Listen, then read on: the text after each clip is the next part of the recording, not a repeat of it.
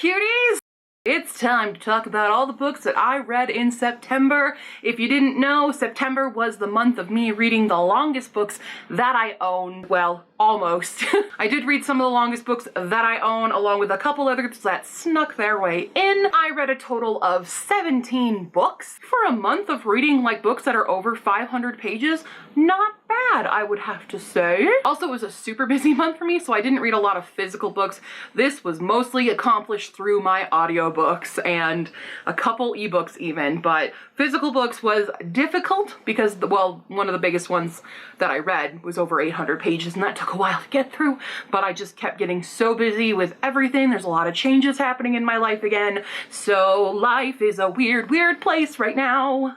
So anyway, let's get talking about the books that I read this month. The first book that I read was not in my actual TBR. There's quite a few that are not in the actual September TBR, but this one was Reflection by Liz Braswell. This is one of the Twisted Tales. I forget which number of a Twisted Tale it is, but it is a Mulan retelling of what if Mulan had to travel to the underworld. And legit, I loved this so much. I did not expect to love the twist as much as I did. Oh my god, it was just so cool. I wish this was a movie version as well, because as much as I love the original Mulan animated Disney movie, we're not going to talk about the new one that I refuse to watch. What happens in this one is that instead of at the big mountain battle scene where she shoots at the avalanche happens, where she shoots the mountain, and that's how they defeat the Huns right there. Instead of the bad guy, which I've now forgotten his name for a second, slicing her open, you know, cutting our dear Mulan down, Shang jumps in and takes the hit and ends up kind of near death. And so Mulan ends up going into the underworld to save him because China needs him.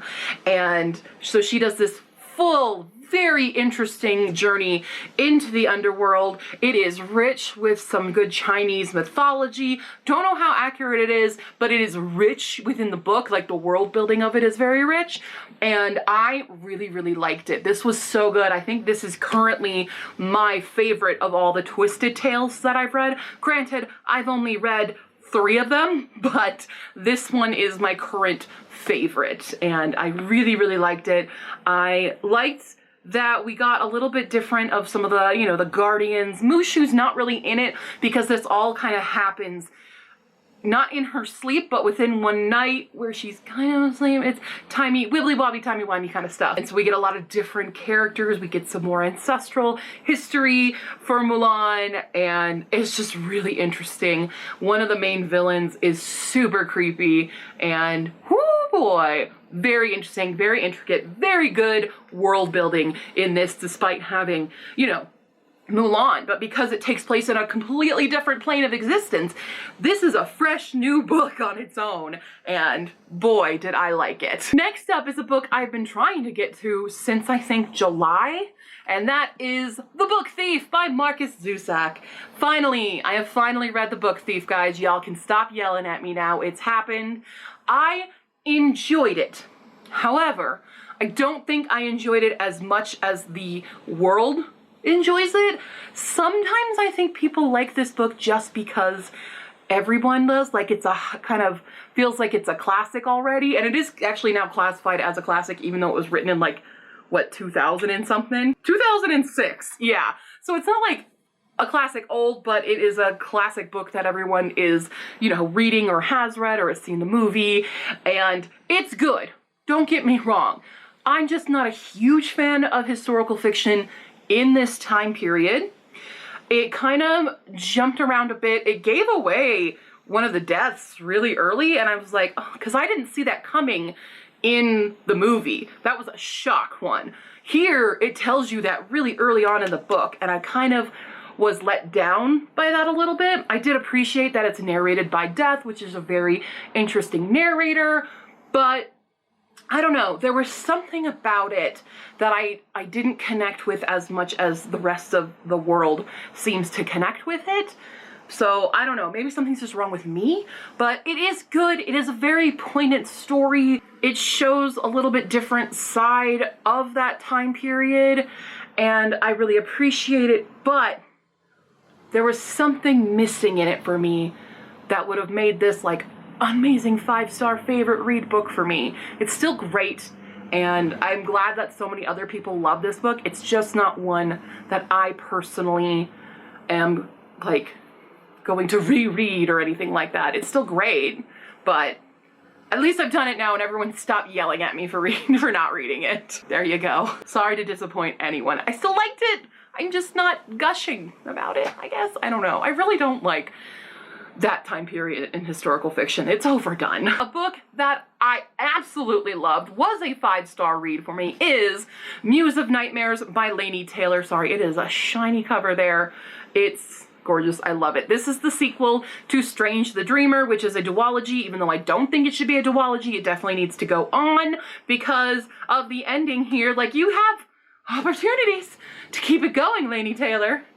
You should keep it going, Laini Taylor. But I love this. It is a high fantasy, very romantical, but also, and not just in like the love story sense, the entire world of it is fantastically romantic and beautifully descriptive and just immersive, visually pleasing, and I can't get enough of this. These two books are ones that I will be going back to a lot, just reading like certain scenes that I can't get enough of. And wow, Minya, like little demon Minya. She's not a demon, she's Godspawn, but that is intense. That was intense with Minya's whole story. I'm still shook by it, really. All of the different like paths that happen in this. There's this other story happening in a different timeline that catches you up at the end, and that's just so intense as well. I don't know how to even describe all of the feelings I have over this duology, but damn, I need more of this, and you guys, you definitely need to read this one. Holy crap. It's got kind of something for everyone because it has some high stakes battles and adventures. It's got beautiful prose. It's got that beautiful love story. It's got this amazing world building. It has so much to it. Character development too, like goddamn character development. Ha! I aspire to be as good a writer as Laini Taylor. Damn.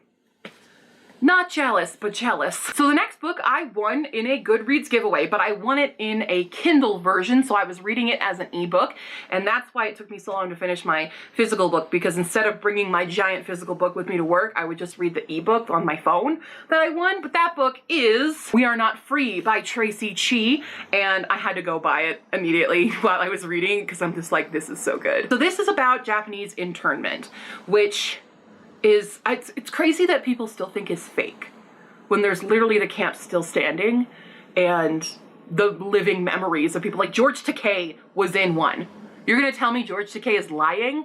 I think not. So the weird thing about this book is that it's not like, it's one full narrative, but every chapter is a different character telling the story, but it's involved in their own personal story. So you have to think of it more like a collection of short stories all happening at the same-ish time. It's kind of confusing that way, but you never kind of revisit a character. I think actually there's only one character we go back to, and I think that's Minnow. Minnow, where's your ending? Yes. So Minnow is the only one that gets 2 chapters, and that's the first and the last. And Minnow starts the book at 14 years old. He ends the book at 17 years old, so it goes through the timeline. It showcases the beginnings of everything to when they are finally kind of getting out of these camps and dealing with everything. It's crazy, and there are things that happen to these characters that I'm just like, you deserve so much better. Also, Twitchy deserves so much better. Oh my god. So many characters here that deserve so much better. And granted, this is going to be a depressing book because it deals with people in Japanese internment, which is not a fun and happy time. But damn, they're all young teenagers basically living through this.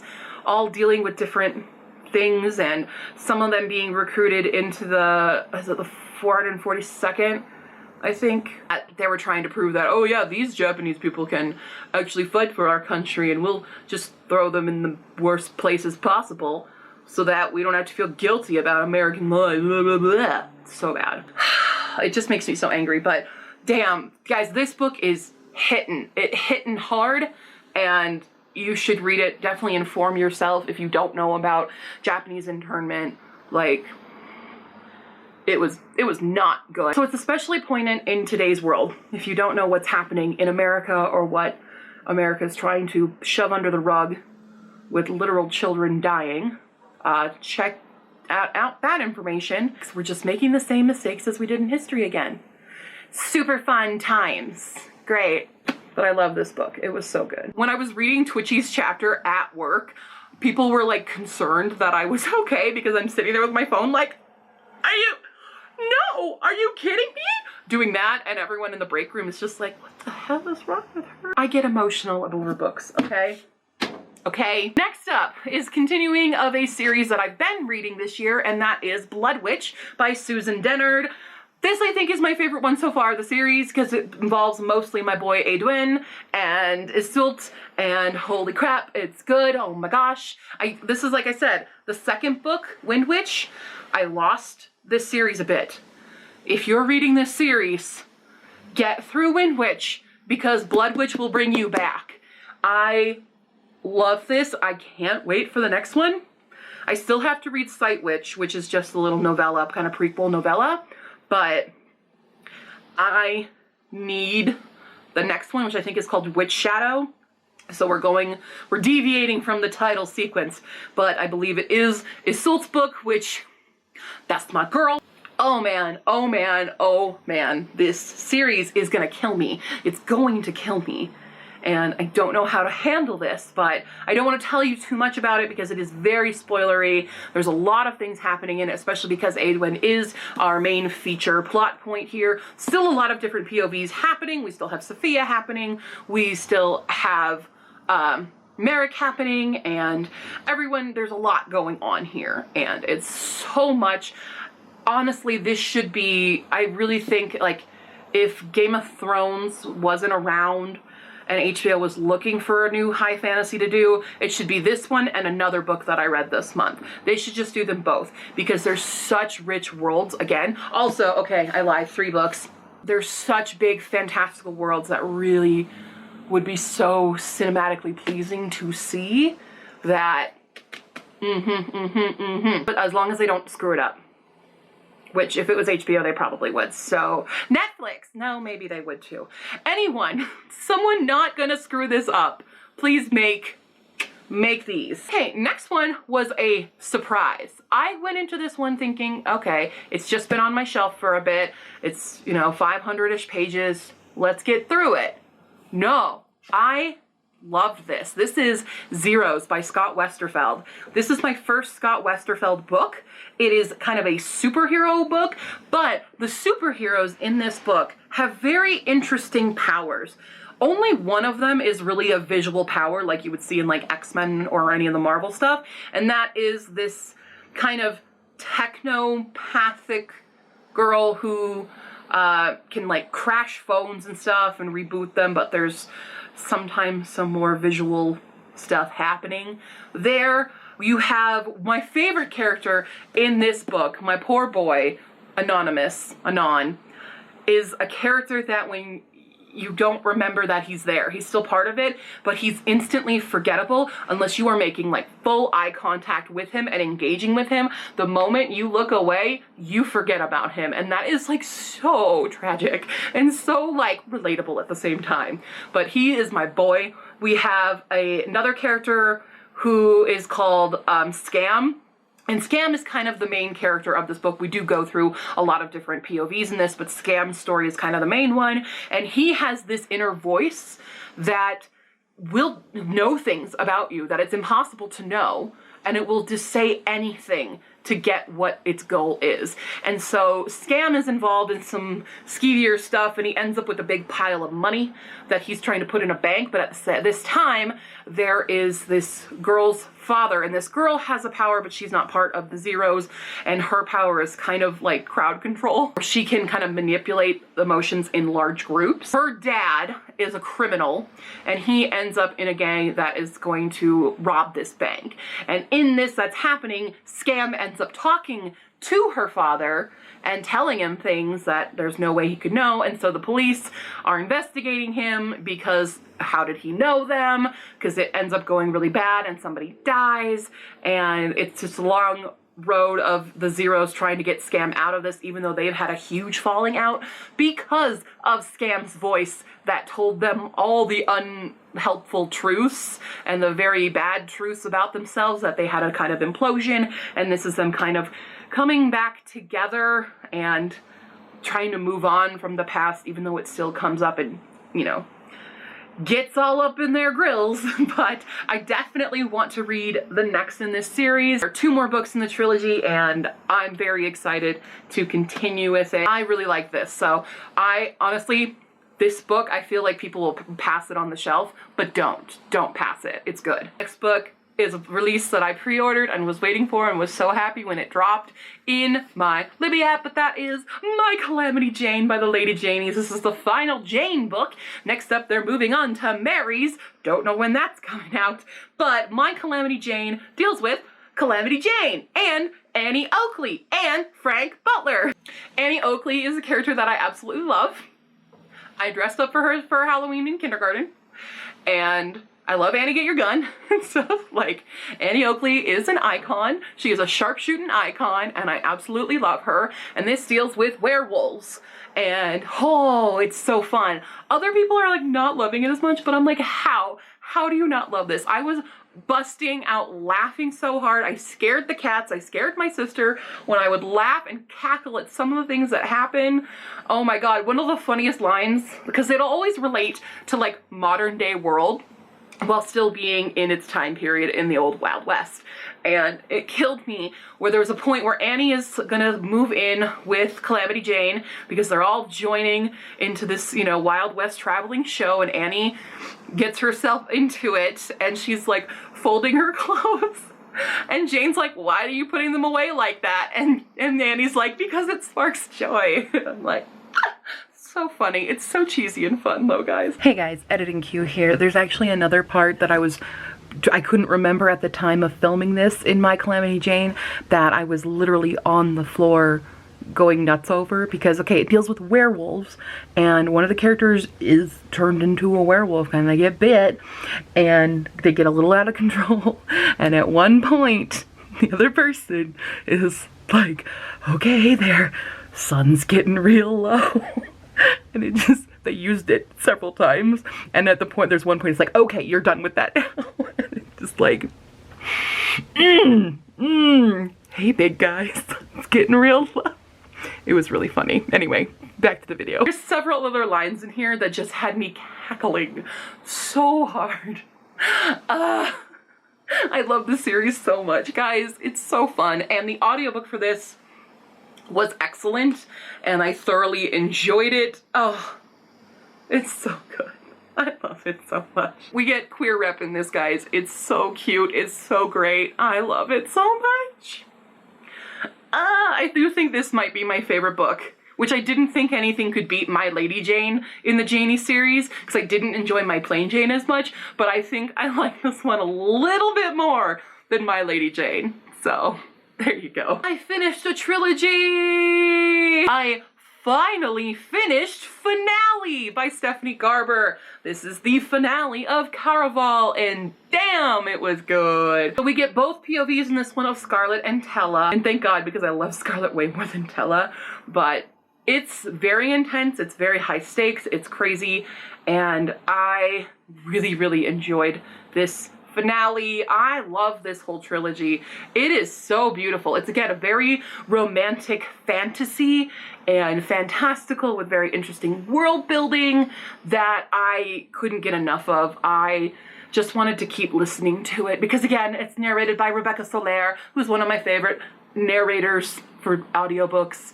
She reads a lot of great ones that I just love. And, whoo, oh boy, finale. This was a finale. And, damn. I don't know what else I can say about it other than, oh my god, because I just loved it so very much. If you guys haven't checked out Caraval, check out Caraval. All right, then we delve into some classics. Well, we'll do a classic and then an ebook and then a classic. But the first classic is Little Women by Louisa May Alcott. 777 pages. That was a big baby. I listened to the audiobook and I definitely had not ever read the full, actual, unabridged version of this. There's a lot more animal death in this than I would have thought.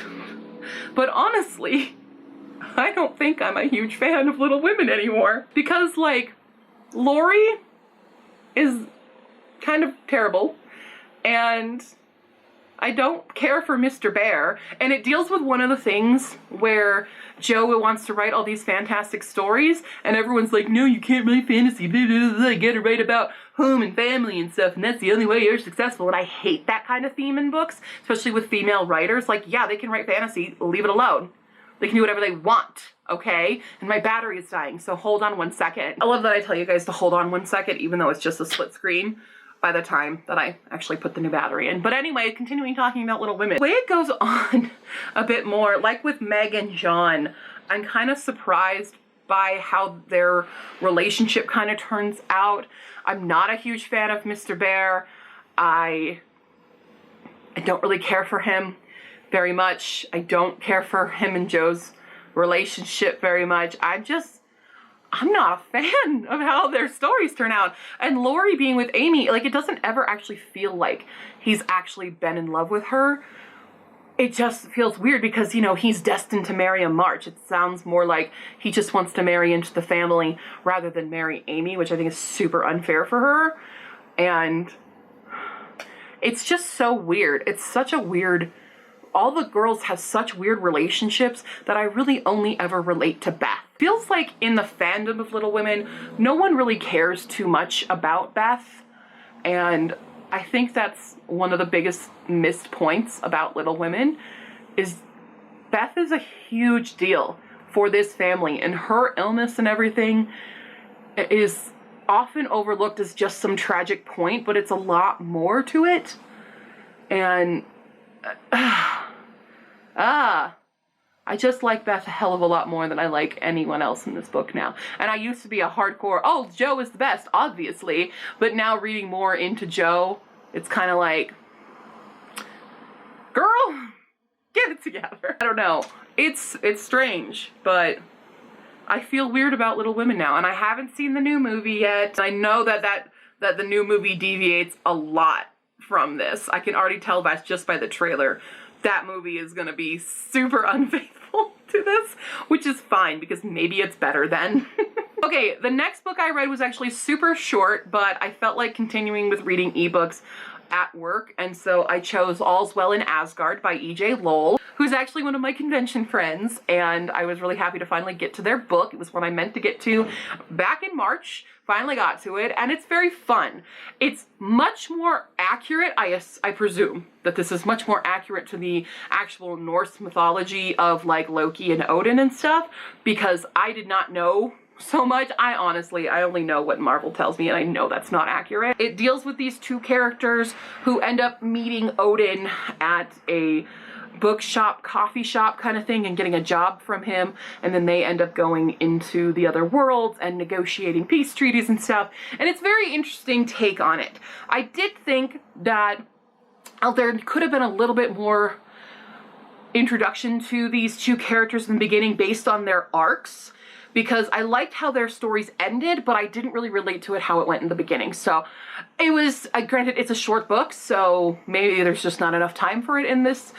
It's a long of a book, but I did enjoy it. I thought it was really good. I thought it was a good time. So if you're super into Norse mythology and stuff, I definitely think you'll enjoy reading this book. And I think it is on Kindle Unlimited, so you could read it for free. It's a very quick read, very easy to get through. I think it's really fun. So if you need a good, quick, short, fun read that gives you a lot of information about Norse mythology and stuff, you should check this one out. All right, next up, other classic that I read for the month. I have now read Emma by Jane Austen. I made a bad decision and I listened to an audiobook that was quite possibly the worst narrator ever for a Jane Austen novel. Their voice was flat. It was like I was in high school English and someone was just reading the text to get through the day. Not a good choice of narrator for this. At the point where it's like, where the famous line, "If I could love you less, I'd talk about it more," the way she read it is like, "If I loved you less, maybe I could talk about it more." And I'm just like, come on, have some emotion, will you? Oh my God. And that's why I didn't really connect with the story. I honestly can't remember too much about the plot of Emma because it was so badly read. I'm lucky I know the story of Emma, else I would have been super lost in this. I definitely liked it more than I liked Persuasion, which is currently my least favorite Austen novel, but this is not far away from it. Also, like, I don't really care for the character of Emma herself. There's some kind of weird things. I know this is supposed to be a comedy, but I didn't really feel the comedicness of the prose in it. Like, I get the comedy in Pride and Prejudice's prose. I don't really get it in Emma. Same with Northanger Abbey. You get the comedy that's there. Not so much here. So, again, haven't seen the new movie yet. I haven't really been watching movies, guys. We'll see if I ever actually get to it, but other people really love Emma. I'm just not a huge fan. Next up is a book I picked up while I was in Ireland, and that is The Binding by Bridget Collins. And honestly, it took me a bit to get into this book.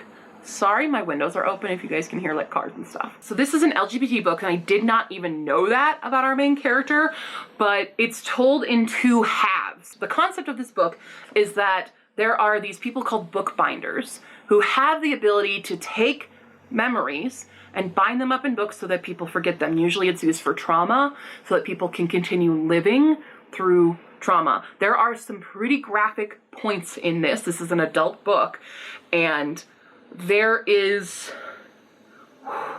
some intense things. There is a point where a woman who is, it doesn't show the rape, but she was raped by her father and has a baby through him, and she kills the baby and then herself. And that's one of the bound memories that our main character deals with, and it's intense. There's also one where a servant girl is being constantly raped by the master, and every time he does it, he binds her memories. And it's very dark in that way. And then our main two characters are these two boys who end up falling in love and are kind of forced into being bound. This is a historical fiction as well, and the only way to get those memories back is basically by destroying their books. And our main character doesn't even realize, they don't even realize they've been bound until they discover they have a bound book, or that he has a bound book, and then you get all of the memories of the relationship, which starts as like an enemies to lovers kind of thing, and it gets very cute and very intense. And then the second half is written by the other boy's perspective, who is the son of the famous bookbinder that's doing that whole raping thing I mentioned earlier. And it's intense. It's just a very hard-hitting read. I really enjoyed it though. I thought this was really beautifully done. I was a little lost in the beginning because I didn't read the synopsis and I totally forgot what The Binding was. But it's gorgeous cover for one. That's why I picked it up. And this, like, it says Traci Chevalier, I think. Her quote on the front is spellbinding. And it really is. It took me out of where I was, even when I was at work, and just transported me to this time period and to this more fantastical version of the time period that, intense. So if you're more into adult reads, you're more into historical fiction with some magic in it, with some book magic, and very intense storytelling, this is a book you should pick up. Oh my goodness, we're finally there at the first physical book that I finished this month. It took me like 25 days to get through this book, but it's worth it because it's so good, and that is The Priory of the Orange Tree by Samantha Shannon. It is 827 pages long. Really, it's like 800, and then there's like some glossary and character names pronunciations in the back. Whew. Now, this is the other book I'm really saying needs to be a full-on HBO Game of Thrones-y movie, because there are dragons in it. It's intense. I don't even know where to begin with this. It's, again, another multiple POV. It involves several different characters. One who is like, she is in a secret society called the Priory of the Orange Tree and is protecting the queen of this world, which a long, long time ago there was the Nameless One, which is this giant dragon that her bloodline bound away for, they thought, for eternity, as long as the Berethnet line lives, and that's why there's so much pressure on her to have a child. But she's bisexual and fall in love with a woman. But it turns out the Nameless One was only bound for 1,000 years and is coming back. Then we have on the other side of the world, which is kind of the other, it's west versus east kind of thing, where they actually revere dragons and they have these dragon riders. We have Tane's character, who for the longest time I was really trying to figure out where she was going to fit in this story, and then it all really comes together and makes sense, and she ends up kind of getting banished from her job, and her dragon Nyambatham gets kidnapped by pirates. We have Nicholas Roos, who is a very old gay man who was banished from the West because he was an alchemist and he promised Sabrin an immortality elixir that he never came through with, and so was banished, and he also gets kidnapped by the pirates.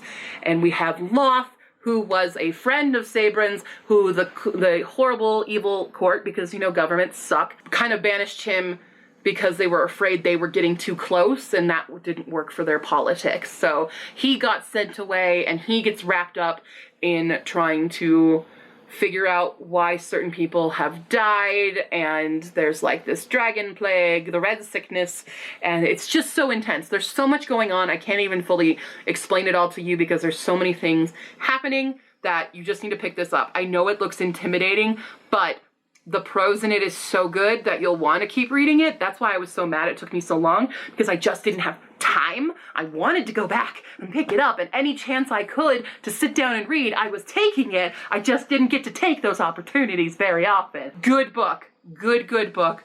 Oh my God, 5-star read. So in the month of September, there was the Buzzword Readathon, and the word this month was night, and I didn't really participate fully into it because I was really focusing on trying to get through all the books in September. I did do one though because I wanted to read it. I've been waiting to read it, and that was The Night Country by Melissa Albert, which is the sequel to The Hazelwood, and I love this book so much. Dang it, I think I like this one more than Hazelwood because it's the aftermath of Hazelwood and all the things going crazy in it, and it's gruesome. It is gruesome, okay? Like, Tales of the Hinterlands coming out soon, and I can't wait for that one either, which is the actual tales of these characters that are now in our world, and they are kind of horror stories, alright? I thought Grimm Brothers' original stories were vicious and cruel. They got nothing on Hinterland. Our main character of Alice deals with a lot.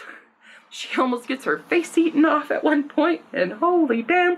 The twist of the ending, there's like two kind of twists to the ending of who's killing all the Hinterlanders, and you kind of knew one was involved, but you did not know the other twist, and what the concept of the Night Country is, and Ellery Finch coming back, and on the audiobook version, it included the short story of The Boy Who Didn't Come Home, which is more Ellery Finch's story, and I really enjoyed listening to that as well. It's not included in my physical copy, but in the audiobook it is there, and it's very good, and I super duper enjoyed it. Night Country, Hazelwood. Also, look at them foil covers. It's so good. So if you haven't read the Hazelwood and stuff yet, check it out. We've got An Ember in the Ashes by Sabaa Tahir. Yay! I loved this as well. I'm mad that I've let myself hold off on this one for so long. I read a lot of high fantasy this month, but they really should be made movies. And this one is so poignant because it has a lot of race in it, a lot of racial tensions, because there are the race of scholars which is what our main character Laia is, and then you have masks and stuff, and I forget their actual name. but his name is Elias, the main character. We have two POVs, Elias and Laia, and he's part of the Empire, the Martial Empire, who have enslaved most of the scholars. There are raids that happens, and Laia's brother gets involved with this rebellion and ends up getting their grandparents killed and Laia on the run. And then she runs to the rebellion, who forces her to be an undercover spy as a slave, while they promise to get her brother out of prison. She gets involved there. Elias is a mask in training, but he's going to desert, but then that plan gets foiled, and because he thinks what the whole empire is doing, especially to the scholars stuff, is awful and brutal, and he does not approve of it. But he gets roped into this new competition to see who's going to be the new emperor. He comes from a very prestigious family. He's forced into it along with Helene, who is like his best friend, and these two asshole characters. And the trials that they go through are so intense. It's not really a full-on love triangle that happens here. It's a little strange. It's better. It's not like a who's he gonna choose kind of situation. It's much more well-grounded and well-written. You don't really see it that way. You can see where the story kind of will be going, but there's, you know, the newest book, and did it just come out, or it might be coming out at the end of the year, is The Sky Beyond the Storm? But I'm still waiting for the second one. The second book, A Torch in the Ash, or A Torch Against the Night? What's the second one called? A Torch Against the Night, that's it. I couldn't get it. But I still have 12 weeks to wait for that one, and I don't know how I'm gonna handle that. But at least I finally read the first book, and I loved it a lot. It's really good. Again, a very romantic high fantasy book. That's kind of my jam, I think. That might be one of my biggest jams, is romantical high fantasies. Last two books. The last audiobook I read was one that I'd had on hold forever and meant to read it back in February, but that is Queenie by Candice Carty-Williams. This is a hard-hitting contemporary novel starring Queenie, who is a Jamaican British girl just living life, and she has a lot of trauma that takes a while to get revealed to you why she's the way she is. I thought this was a very good book. I can't say I enjoyed it because I couldn't relate to some of the things because I am way too ace for that. Queenie has been in a relationship for 3 years with this guy, and they end up going on a break, which we all know what that means, except apparently Queenie. And she kind of spirals into having like lots of casual flings and that are kind of brutalizing her, and a lot of it's very race-fueled because there's men who just treat her like shit and, you know, really fetishize her being a black woman and a larger black woman, and oh, it's harsh. And the friends that she has, one of the friends in particular, is a piece of shit, and I don't know why you forgive her, because she's a piece of shit. But anyway, whatever. I understand the hype about this book. I understand why it's so big, and there's so many points while you're listening to it that you just get angry. Like, I read this book mostly with a furrowed brow, to the point where everyone was constantly commenting on my frown and like, is everything okay at home? And I'm like, no, it's just the book that I'm reading. It's making me angry because of how the language is that's so common, and you hear about it all the time, but it's so true. Like the way even her boss treats her and the way that these men treat her and say things to her, it's just like, do you not hear yourself? Do you not hear how freaking racist that sounds? Oh my gosh. It is a book that I do think people should read. It's not a book that's going to be like my all-time favorite or anything like that, but I think it was very important to be read, and I do think especially white people should be reading this book, because I am ace and I'm not into like the one-night stand life, and some of the book I spent like, come on girl, what are you doing? Why are you doing that to yourself? That it's easy to make those points against someone other than yourself. Because Queenie would never tell someone to do the things that she's doing, but it's that kind of classic point of do as I say, not as I do kind of moments, where she knows the things that she's doing as destructive and bad for herself, but she can't figure out what else to do, and so she just continues to spiral. And it's just that intense in that sense that you can relate it to other things in life, not, you know, word for word of what she's going through, but you can definitely pull that experience in different ways. Whew, that was an intense book. So we're leaving off the month with a very not intense book, and that is Hocus Pocus and the all-new sequel. I finally got to it, guys. Woo! So The first third of this book is the movie, almost word for word. There's a couple changes and I'm like, I'm sorry, Ernie said that, not Jay. But anyway. And then the second half of this is the sequel, which involves Max and Allison's daughter, Poppy, who is gay and super into this girl named Isabella. And it's Halloween, and her parents are finally, after so long, having a Halloween party because it's a blood moon. And they're worried about, you know, the Sanderson sisters coming back or something. And Poppy knows about their history. She doesn't quite believe it, but ends up getting roped in to go to the Sanderson house and playing with a Ouija board. And Isabella actually has the book. They accidentally bring the Sanderson sisters back and shenanigans ensue. There is a few weird points in this because while we all love the original movie, we have the I Put a Spell on You song moment, and that works visually. In the books, like, it doesn't quite work in written word, and so in the sequel, Mary actually gets like this solo song, like kind of lamenting, and it doesn't quite work because I have no idea what song is happening. I can't figure out what the parody is of, but it's just weird. It's just fun. It's like, it's not like an amazing life-changing read, but it is a fun Halloween read, especially if you love the movie of Hocus Pocus. It's fun. That's all you really need to get out of this book, is that it's fun. I spent way too long talking about books because I can shut up about books. Hey! I always change whatever melody it is because I can never remember what I've done in the previous review videos. Anyway, those are all the books that I read in September. If you guys have interest in any of them, check them out. Most of the books I read this month were really good. I read a lot of very good books. Few mediocre ones, and not a whole lot that I just absolutely hated, so that was pretty good. What books did you guys read in September? Put them down below. If you guys haven't checked out my Ko-fi page, go check it out, and you can support me as a content creator if you like this video or the other content that I create. That was a long-winded way of saying that. You can also commission me over there to do a lot of things, and you can purchase my own books over there as a ebook or as a physical book, and those physical books are signed copies of them. So if you need a good fall read, go check those out. And any other questions or comments, leave them down below or on Facebook, Tumblr, and Twitter. I'll see you next time, cuties. Bye!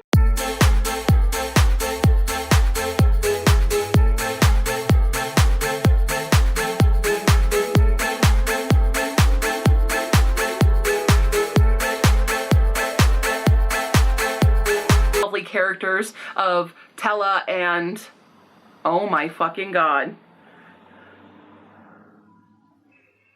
Scarlet.